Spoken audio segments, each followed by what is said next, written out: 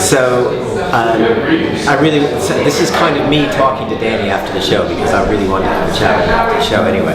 I grew up in Minneapolis, Minnesota, and but I live in London now, and I live between Finch Law and Golders Green, so I know that patch very, very well.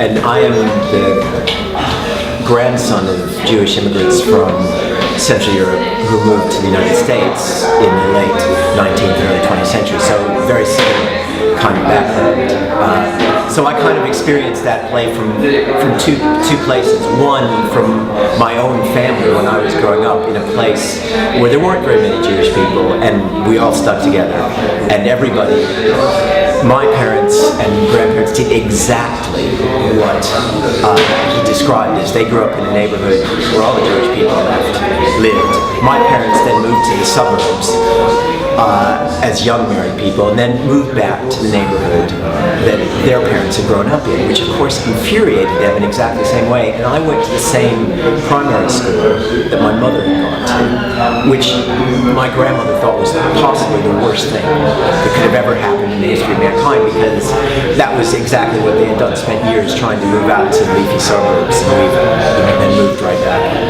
into the city. So Midwestern United States, East End London, are very different kind of places. I mean, I had a very different experience growing up in terms of my physical environment, but the emotional environment was exactly the same. The idea about bragging about your grandparents, bragging about their grandchildren, who had a better degree, and who had a better job, and who had a bigger car, and who had a bigger house, it was exactly the same.